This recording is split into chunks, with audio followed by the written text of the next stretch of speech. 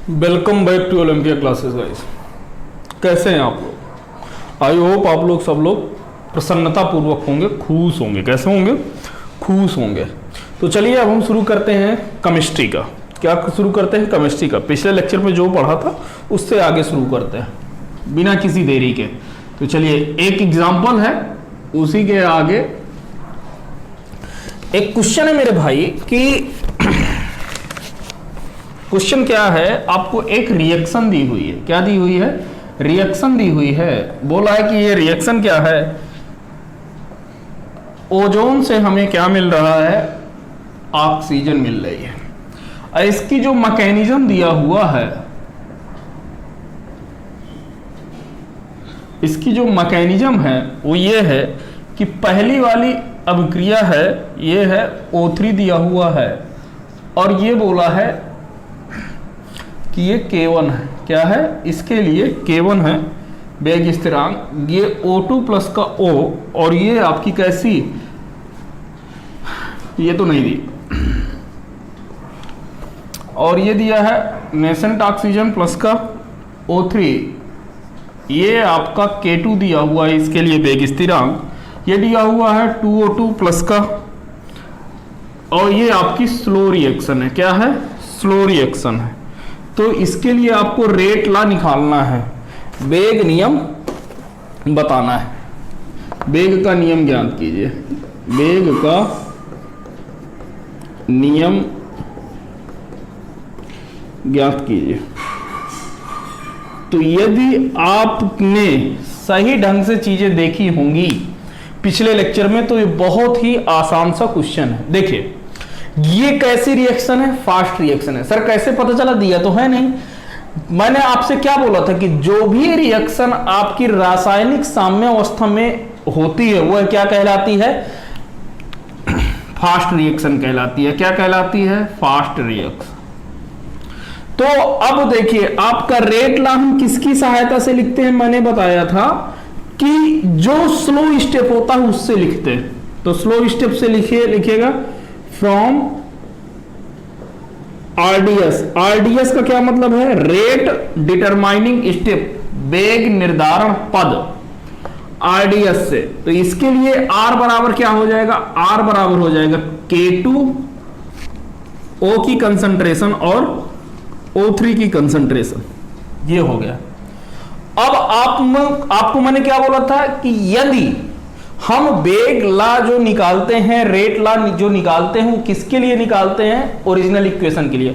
क्या original equation में O3 तो है, लेकिन क्या O है? नहीं है। तो O को हटाएंगे। कैसे हटाएंगे हम? तो उसको हटाने के लिए हम किस पर जाएंगे? इक्विलिब्रियम वाले पे, साम्य अवस्था पर। तो लिखिएगा from equilibrium equation, from equilibrium, साम्य अवस्था से। तो साम्य अवस्था से जब K1 की वैल्यू लिखते हो, तो K1 मैं बता चुका हूं कि साम्य अवस्था के लिए जो K बराबर होता है उत्पाद की सांद्रता बटे अभिकारक की सांद्रता। तो K1 बराबर कितना हो जाएगा? उत्पाद की सांद्रता। तो उत्पाद की सांद्रता कितनी है? O2 O, और यहां से ये O3। ये अब यहां पर हमें क्या चाहिए? देखिए, O3 तो दिया हुआ है, लेकिन हमें O नहीं दिया हो, तो यहां से हम क्या निकाल लेंगे? O निकालेंगे।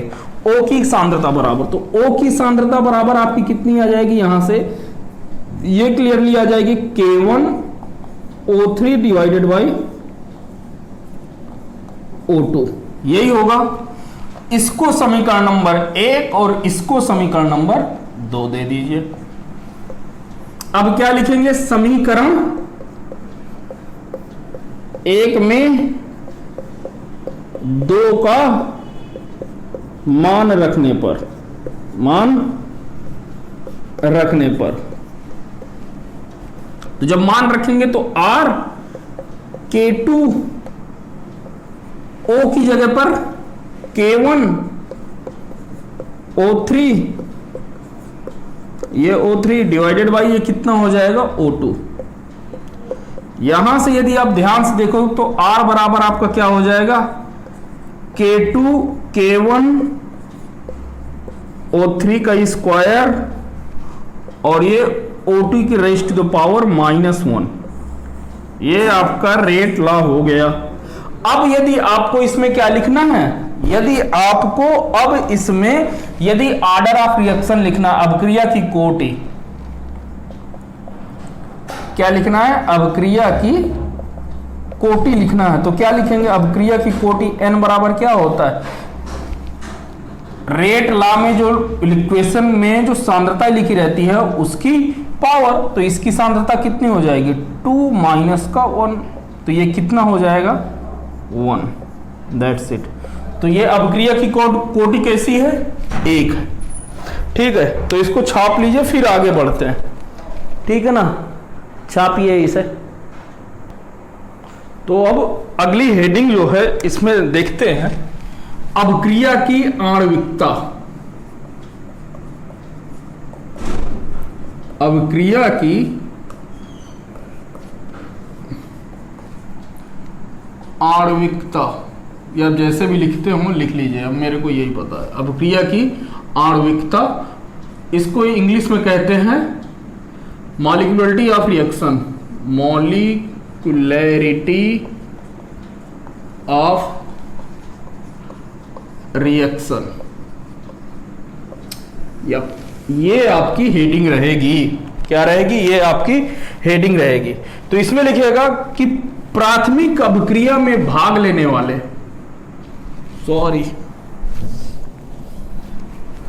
प्राथमिक रिएक्शन का मतलब एलिमेंट्री रिएक्शन।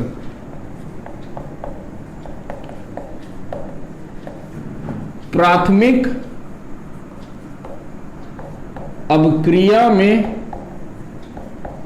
भाग लेने वाले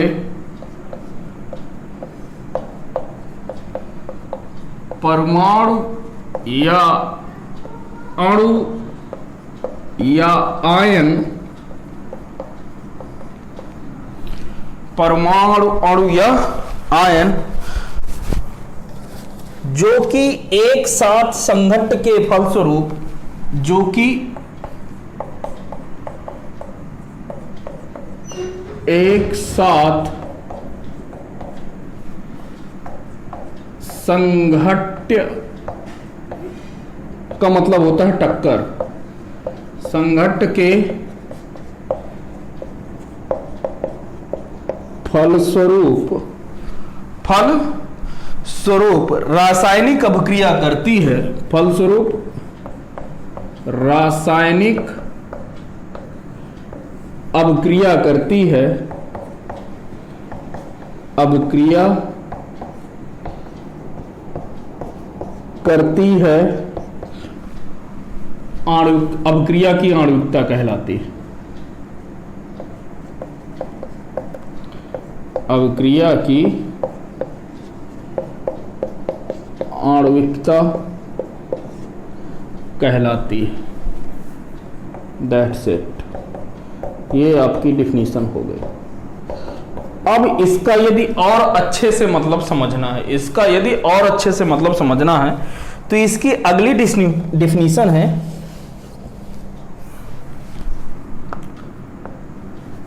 यह अभिक्रिया में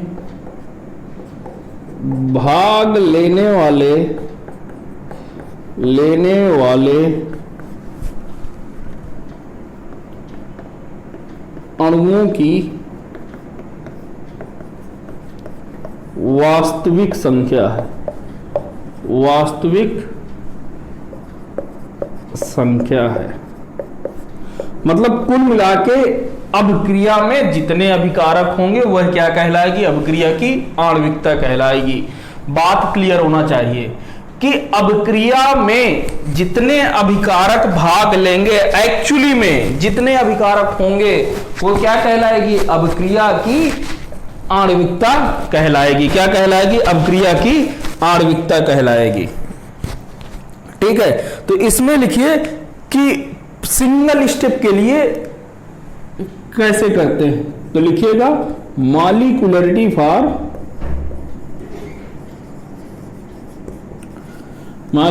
for single step reaction. Single step reaction, single step reaction का मतलब प्रारंभिक अभिक्रिया के लिए आणविकता कितनी होगी। प्रारंभिक अभिक्रिया के लिए आणविकता लिखना चाहो तो लिख लो। प्रारंभिक अभिक्रिया के लिए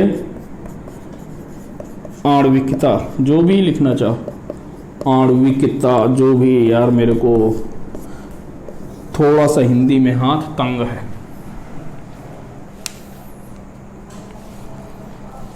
तो देखिए ये क्या कह रहा है कि ये जो सिंगल स्टेप में अभिक्रिया होती है ना, लिखिएगा सिंगल स्टेप में जो अभिक्रिया होती है उसकी आणविकता, उसकी आणविकता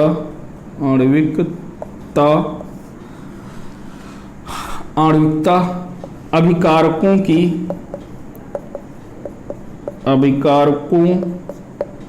के कुल अणुओं की संख्या होती है। कुल अणुओं की संख्या होती है।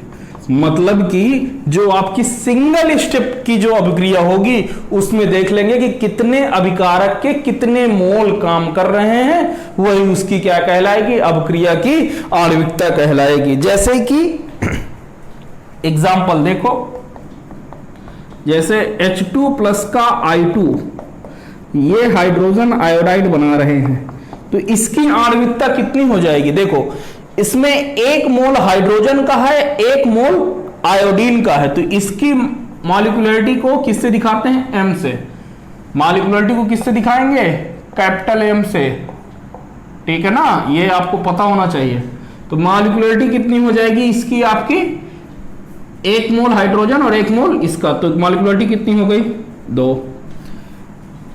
इसी तरीके से आप यदि देखो तो ट्वाइस SO2 प्लस का O2 प्लस का O2, ये आपका बना रहा है ट्वाइस SO3, ट्वाइस SO3। तो इसकी आणविकता मोलरिटी कितनी हो जाएगी, M। तो देखो 2 मोल इसमें किसके हैं, सल्फर डाइऑक्साइड के, SO2 के, और 1 मोल किसका है, ऑक्सीजन का। तो कितने हो जाएंगे मॉलिक्यूलरिटी, 3। बात समझ में आ गई। इसी तरीके से यदि आप चाहो तो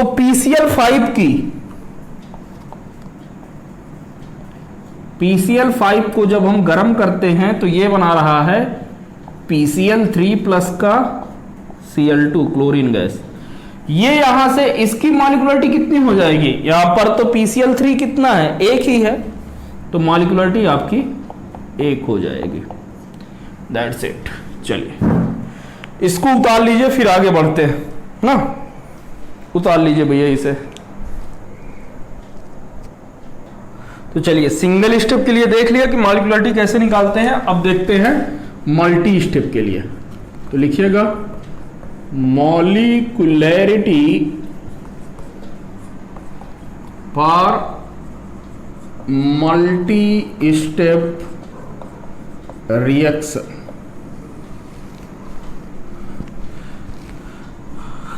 कॉम्प्लेक्स रिएक्शन,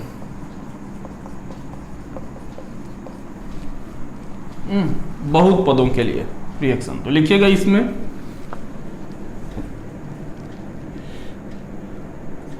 जब अभिक्रिया एक से अधिक पदों में संपन्न होती है तो हर एक पद की हम आणविकता लिख सकते हैं, आणविकता लिख सकते हैं। किंतु पूरी अभिक्रिया के लिए हम स्लो स्टेप की आणविकता पर ही निर्भर है। बात समझ में आ गई कि भैया यदि आपकी अभिक्रिया एक से अधिक पदों में हो रही है कोई बात नहीं, ठीक है, हम हर एक पद की आणविकता लिख सकते हैं, लेकिन जब ओवरऑल रिएक्शन की आणविकता मॉलिक्यूलरिटी लिखनी होगी तो उसके लिए हम किस पर जाएंगे? स्लो स्टेप पर। स्लो स्टेप का मतलब आरडीएस पर। आरडीएस का मतलब रेट डिटरमाइनिंग स्टेप। जैसे कि आपकी एक रिएक्शन दी हुई है, ये आपकी एक रिएक्शन है कि ट्वाइस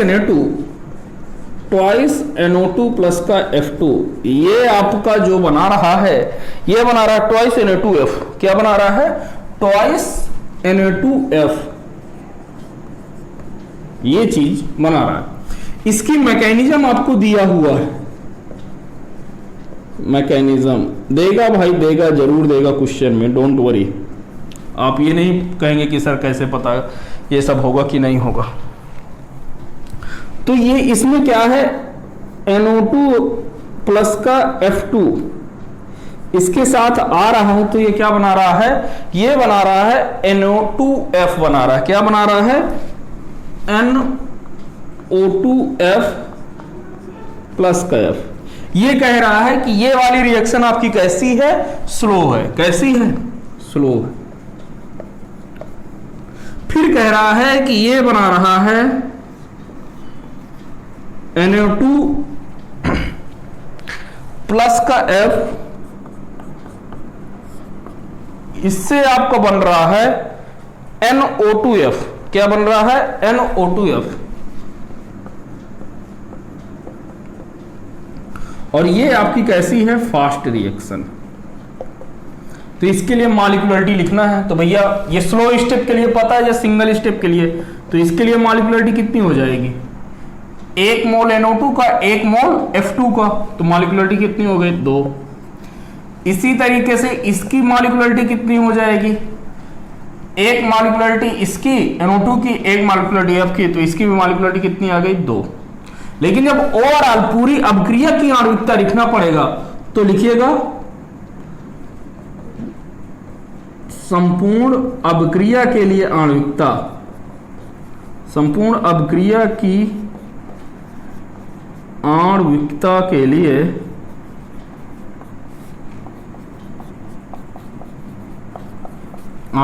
लिए आरडीएस, रेट डिटरमाइनिंग स्टेप कौन सा है? स्लो वाला। अतः मॉलिक्यूलरिटी इज इक्वल टू 2। ये क्लियर हो जाए, ठीक है। चलिए, तो इसको आप ध्यान दीजिएगा कि यदि आपकी जो रिएक्शन है एक से अधिक पदों में हो तो आप मॉलिक्यूलरिटी हर एक पद के लिए निकाल सकते हैं, लेकिन आपकी जब पूरी अभिक्रिया की आणविकता लिखना हो तो आप देखेंगे कि उनमें से स्लो रिएक्शन कौन सी है, स्लो पद कौन सा है, मंद पद कौन सा है, जो आणविकता उसकी होगी वही किसकी आणविकता हो जाएगी? आपकी अभिक्रिया की आणविकता हो जाएगी। चलिए भैया, इसे पहले छाप लीजिए फिर आगे बढ़। अब हम नोट डाल के अगला कॉन्सेप्ट देखते हैं। नोट,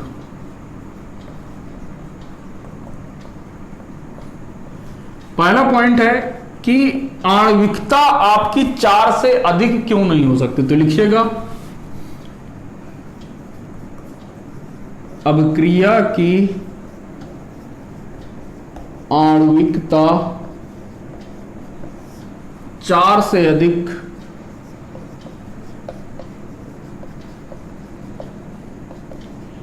क्यों नहीं हो सकती या क्यों नहीं होती?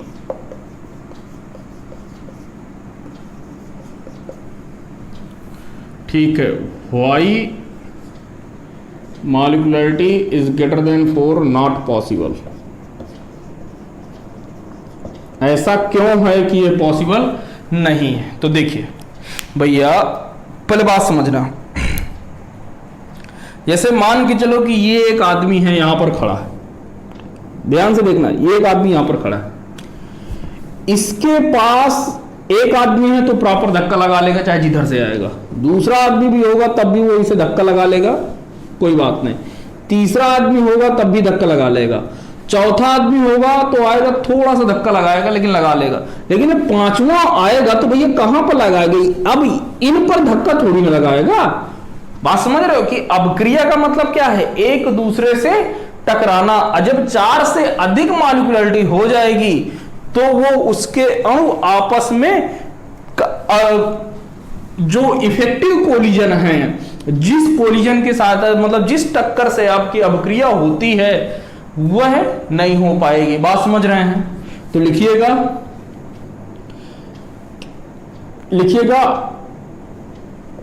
अभिक्रिया की आणविकता, अभिक्रिया की आणविकता यदि 4 से अधिक होगी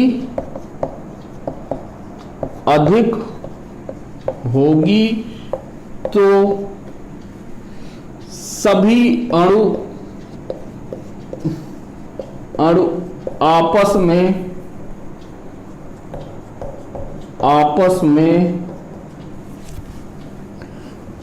में सही तरीके से संघट्ट नहीं कर पाएंगे, संघट्ट नहीं कर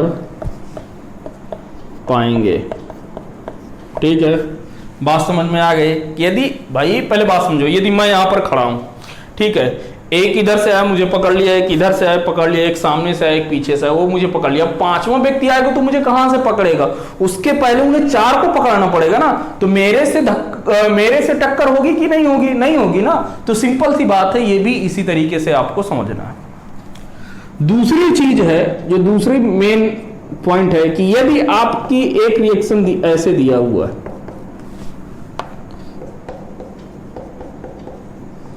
ये आपकी रिएक्शन दे रहा है, HI दे रहा है, तो यदि आपकी इसकी आणविकता पूछे, मॉलिक्यूलरिटी पूछे, तो आप क्या लिखोगे? भाई इसका मोल कितना है? Half mole. इसका मोल कितना है? हाफ। तो आपने क्या कर दिया? हाफ प्लस का हाफ बराबर 1, और यहीं पर लग गया सत्यानाश। ऐसे नहीं करना है मेरे भाई, ऐसे नहीं करना है। क्यों नहीं करना है? देखो मैं बता रहा हूं कि भैया किसी भी अभिक्रिया में जो अभिकारकों के जो पद होते हैं, अभिकारकों की जो अणुओं की संख्या होती है, वो कभी हम आधे अणु नहीं लेते हैं। कैसे लेते हैं? पूरे के पूरे अणु लेंगे, या 1 लेंगे या 2 लेंगे या 3 लेंगे, तो फ्रैक्शन में नहीं हो सकती, फ्रैक्शन में नहीं हो सकती। तो आप कहोगे कि सर इसमें क्या करते हैं, 2 का गुणा कर दें। तो चलो मैंने कहा ठीक है, 2 का मल्टीप्लाई कर दिया, इसमें तो ये कितना बन गया? H2 बन गया प्लस का I2 बन गया, और ये इधर से 2HI बन गया। अब आपने कहा कि सर इसकी आणविकता कितनी हो गई? तो 1 मोल हाइड्रोजन का 1 मोल इसका बराबर 1 प्लस का 1 इक्वल टू 2। मैं कह दिया कि ये बिल्कुल सही है। अब कोई दूसरा बंदा आया, उसने कह दिया नहीं सर मैं तो यहां पर 4 से मल्टीप्लाई करूंगा। मैंने कहा भाई तू भी कर ले। जब किया तो उसने यहां पर 4 का मल्टीप्लाई किया तो ये आया 2H2 प्लस का 2I2 इज इक्वल टू, ये आ गया आपका कितना? 4HI। अब यहां पर मैंने आपसे आणविकता लिखने के लिए बोला तो आपने कहा सर ये 2 है, इस हाइड्रोजन के 2 मोल और I2 के तो 2 मोल है, तो 2 प्लस का 2 इज इक्वल टू 4। अब आपने कहा सर ये सही है, मैंने कह दूंगा नहीं ये तो गलत है। आप पूछोगे सर 4 आणविकता तो पॉसिबल है, ये तो 4 ही है, 4 से ज्यादा नहीं पॉसिबल है। अरे मेरे भाई, आणविकता आपकी वह संख्या है जो मतलब एक, भाई इससे हम क्या कर रहे हैं? आणविकता वह संख्या जो अभिक्रिया में रियल में भाग ले। तो यार यदि इसके 1-1 मोल होंगे तब भी तो हमारा काम चल जाएगा ना, ये हमारा प्रोडक्ट बना लेगा। जरूरी थोड़ी ना है कि हमें ज्यादा बनना है या कम बनाना है, बहुत बड़ा थोड़ी ना बनाना है। ठीक है, तो हमारा आणविकता क्या होगी? ये वाली, ठीक है, कि वह मिनिमम संख्या, वह न्यूनतम संख्या जिसके लिए अभिक्रिया क्या हो जाए, होने लगे, पॉसिबल हो, वह क्या कहलाती है, अभिक्रिया की आणविकता कहलाती है। और ऐसे करते हैं। बात समझ में आ गई? तो ये अभिक्रिया आपकी ये आणविकता नहीं होगी, आणविकता सिर्फ क्या होगी, ये वाली। बात समझ में आई कि क्यों नहीं होगी? क्योंकि भाई ये आपने 4 कर दिया तो ये 4 आ गया, तो आपने कह दिया सर आणविकता 4 होगी। मैं कह रहा हूं नहीं होगी। क्यों नहीं होगी? उसका रीजन यह है क्योंकि देखो आप यदि 2 का मल्टीप्लाई करते हो तो 1 मोल हाइड्रोजन और 1 मोल I2 मिलकर के आपस में आपके 2Hi बना ले रहे हैं। अब मैं इससे आगे मिलाऊंगा, बढ़ाऊंगा मोलों की संख्या, तो इससे कोई फर्क नहीं पड़ रहा। आपकी अभिक्रिया तो मिनिमम इतने में कंप्लीट हो जा रही है, तो वो हमें मिनिमम से मिनिमम चाहिए। तो मिनिमम आपके कितने हैं, ये वाली। क्लियर हो गया? चलिए इसे छाप लीजिए, फिर आगे बढ़ते हैं, एक क्वेश्चन करके आज के लेक्चर को कंप्लीट करते हैं। तो चलिए अब अगली हेडिंग है कि method to determine order of reaction. Method to determine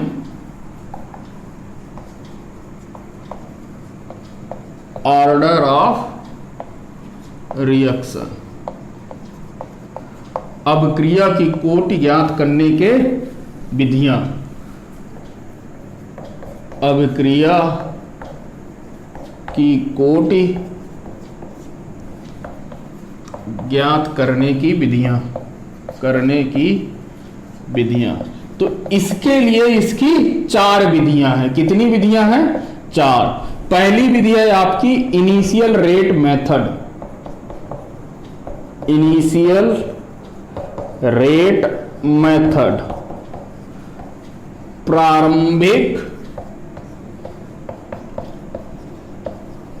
प्रारंभिक दर विधि, ठीक है। दूसरा है आपका इंटीग्रेशन मेथड।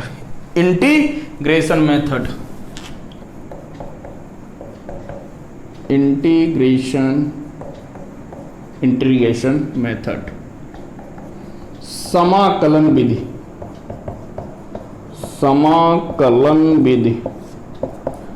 तीसरा है हाफ लाइफ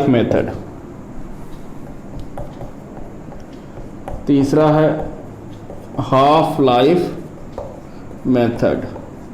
अर्धायु विधि। अर्धायु विधि। और आपकी अंतिम जो विधि है चौथी, ये है आपकी डिफरेंशियल मेथड। डिफरेंशियल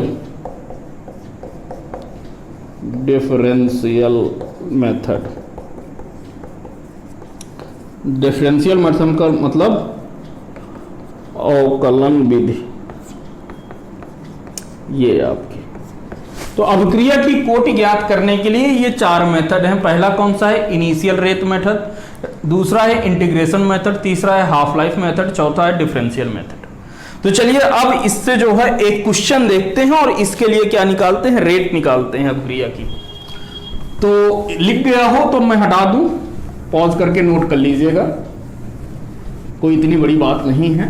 क्वेश्चन देखते हैं, क्वेश्चन बड़ी बात है। तो इसमें पहली विधि के आप क्वेश्चन देखेंगे इनिशियल रेट मेथड से कैसे क्वेश्चन करते हैं। इनिशियल रेट मेथड से क्वेश्चन कैसे करते हैं ये देखिएगा आप। इससे आज मैं एक क्वेश्चन कराऊंगा, बाकी के क्वेश्चन आप हम लोग बाद में करेंगे अगले लेक्चर पे, ठीक है। तो इसमें आपको दिया हुआ है, एक आपको रिएक्शन दे दिया है, रिएक्शन दिया है A प्लस का B is equal to AB बना रहा है। ये आपका सीरियल नंबर दे दिया है, ये आपकी A की कंसंट्रेशन दिया है, ये आपकी B की कंसंट्रेशन दे दिया है, और ये आपका रेट दे दिया है, ठीक है। इसमें ये दिया हुआ है एक नंबर पर दिया हो कि A की कंसंट्रेशन 0.01 है, B की कंसंट्रेशन 0.03 है, और रेट आपका 2 × 10⁻³ है। दूसरा देखो तो यहां पर जब आप देखोगे तो कह रहा है कि ये अभी भी कितना है 0.01 है, ये 0.09 है और ये 6 इंटू 10⁻³ है। ये तीसरे नंबर पे जो आपकी ये है ये 0.04 है, ये है 0.03 और ये है आपका 32 × 10⁻³ ये आपका सारणिक दी हुई है। ठीक है, यप। और इसमें से कहा है कि फाइंड n एंड k। अब क्रिया की कोटि तथा वेग स्थिरांक बताइए। अब क्रिया की कोटि तथा वेग स्थिरांक बताइए। देखिएगा, बुद्धि लगाइएगा। क्या लगाना है? बुद्धि। ठीक है, तो देखो यहां से आप अब क्रिया जो लिखी हुई है इसके लिए r बराबर क्या लिख सकते हैं? k इंटू a⁻x और b⁻y ये लिख सकते हैं। यहां पर x और y क्या है? x प्लस का y बराबर n है। यही क्या है? अब क्रिया की कोटि है। यही क्या है? अब क्रिया की कोटि है। ठीक है, यानी कि अब मैं इसको ये भी लिख सकता हूं कि r directly proportional to a⁻x। मैंने यहां पर क्या मान लिया कि b आपका क्या है? कांस्टेंट है। b सेम है यानी कि कांस्टेंट है। ये मुद्दे की बात समझिएगा कि b क्या है। तो यहां पर r directly proportional to a⁻x हो गया, b आपका मैंने मान लिया कि क्या है? कांस्टेंट है। और ये तो यहां पर देखिए, जब b कांस्टेंट है तो b की सांद्रता कहां पर कांस्टेंट है? एक पहले नंबर पर और तीसरे नंबर पर। ये वाला कांस्टेंट है कि नहीं? b पहले नंबर पर कितना है? 0.03 है और तीसरे नंबर पर कितना है? 0.03 है। इसमें देखो a आपका चेंज हो रहा है। a कहां से? 1.01 है और कितना गुना चेंज हुआ? 4 गुना। कितना गुना चेंज हुआ? 4 गुना चेंज हो रहा है। और b आपका क्या है? इसके लिए कांस्टेंट है? दिख रहा है? चलो, ये आपका b क्या है? कांस्टेंट है और a आपका 4 गुना चेंज हो रहा है। मतलब a की सांद्रता कितनी बढ़ गई? 4 गुना। कितनी बढ़ गई? 4 गुना। तो रेट देखो कितना चेंज हो रहा है। 2 × 10⁻−16 है तो ये 2 से कितना पर पहुंच रहा है? 32 तक। मतलब कितना गुना बढ़ गया? 16 गुना। कितना बढ़ गया? 16 गुना। तो ये रेट कितना हो गया? 16। बात समझ में आई? तो 4 की कितनी पावर होगी कि ये 16 होगा? तो x बराबर यहां पर आपका कितना आ गया? 2। क्लियर हुआ? पहले समझ लो क्या करना है। आपने अब क्रिया की वेग नियम लिख लिया, r equal to k into a⁻x into b⁻y। अब हमें पता होता है कि अब क्रिया की कोटि क्या है? n बराबर क्या होता है? x प्लस का y। अब देखो हम इस पे क्या लिखते हैं कि एक बार a की सांद्रता स्थिर है और एक बार b की सांद्रता क्या है? स्थिर है। तो हमने क्या लिखा है कि r डायरेक्टली प्रोपोर्शनल टू क्या हो गया है? a⁻x और मान लिया कि क्या है? b की सांद्रता क्या है? कांस्टेंट है। तो यहां पर जब सारणिक देखेंगे, सारणी में देखा तो b की सांद्रता किस जगह पर सेम है? पहले और तीसरे के लिए सेम है, मतलब कि ये कांस्टेंट है। तो उस समय a की सांद्रता आप देखते हैं कि क्या हो रहा है। तो a की सांद्रता कितनी है? 0.1 थी, 0.01 थी और हो कितनी रही है? 0.04 हो रही है। मतलब कि 4 गुना बढ़ रही है ना, 4 गुना बढ़ रही है तो 4 गुना बढ़ गई a की सांद्रता। तो ये रहा a की सांद्रता 4। अब देखते हैं रेट पर आते हैं तो रेट कितना? 2 से 32 हो जा रहा है। मतलब कितना गुना बढ़ा? 16 दूनी 32, 16 गुना बढ़ रहा है। तो रेट कितना हो गया? 16। तो अब आप यदि यहां से देखो तो a⁻x मतलब 4 की पावर x बराबर 16 है। तो x बराबर कितना हो जाएगा? 2। क्योंकि 16 को क्या लिख सकते हैं? 4 की पावर 2 और घात क्या कर देंगे? जब बराबर है आपस में तो घातें भी क्या होंगी? बराबर। तो 2 बराबर 2। यहां पर x बराबर कितना आ गया? 2। ये चीज क्लियर हो गई। चलो अब देखो, अब आते हैं दूसरे के लिए ना। अब क्या कर रहे हैं कि यहां से करते हैं कि r डायरेक्टली प्रोपोर्शनल टू आपका किसके है? मान लिया कि b की पावर y के है और यहां पर a क्या है, सेम है, मतलब कांस्टेंट है, a नहीं बदल रहा, b बदल रहा है। तो a कब नहीं बदल रहा, इसके लिए नहीं बदल रहा है, यहां पर a नहीं बदल रहा है। तो b कितना बदल रहा है, b 0.3 से 0.9 हो गया है, 0.03 से कितना हो गया, 0.09 हो गया। तो कितना गुना बढ़ा है, 3 गुना बढ़ा है भाई। 0.03 से जब मैं इसमें 3 का मल्टीप्लाई करूंगा तभी तो ये आएगा ना। तो कितनी सांद्रता बढ़ी, 3 गुनी। तो B की सांद्रता कितनी बढ़ रही है, 3 गुनी। और जो रेट है आपका, वो रेट कितना हो रहा है, 2 से 6 हो रहा है, मतलब कितना गुना, 3 गुना। तो यानी कि रेट भी आपका कितना बढ़ गया, 3। तो 3 की पावर कितनी लगाएं कि 3 आ जाए, तो y बराबर 1, किसी की पावर जितना होता है वही संख्या होती है। तो यहां से आपको x बराबर कितना मिल गया, 2, और y बराबर आपको 1 मिल गया। तो अभिक्रिया की कोटि कितनी हो गई, लिख लीजिए, अभिक्रिया की कोटि। तो अभिक्रिया की कोटि n बराबर x प्लस का y, तो ये क्या है, 2 प्लस का 1 बराबर 3, मतलब अभिक्रिया की कोटि आपकी 3 आ गई। यानी अब आपका R बराबर क्या लिख सकते हैं, R बराबर लिख सकते हैं K A की पावर 2 B की पावर 1। यहां से K की वैल्यू आपको K भी निकालना है ना, वेग स्थिरांक को ही तो K होता है। तो K बराबर R डिवाइडेड बाई A की कंसंट्रेशन का स्क्वायर, B की कंसंट्रेशन। तो R कितना है पहले वाले के ही लिए, तो 2 × 10 की पावर -3। A की कंसंट्रेशन कितना है, 0.01 का स्क्वायर, B की कंसंट्रेशन कितना है, 0.03। That's it. इसको आप सॉल्व कर लोगे, जो आएगा वो आपका क्या होगा, आंसर होगा। तो चलिए ठीक है, आप इसके आगे के क्वेश्चन थोड़ा बहुत देखिएगा, जो भी समस्या हो। आप पहले पिछला देखिए, जितना पढ़ाता जाऊं उतना पढ़ते जाइए, ठीक है ना। आगे की टेंशन नहीं है, जो पिछला हो गया उसको देखिए, ठीक है। आगे तो मैं आपको समझा ही दूंगा। तो चलिए मिलते हैं आपसे अगले लेक्चर में, तब तक के लिए थैंक यू वेरी मच।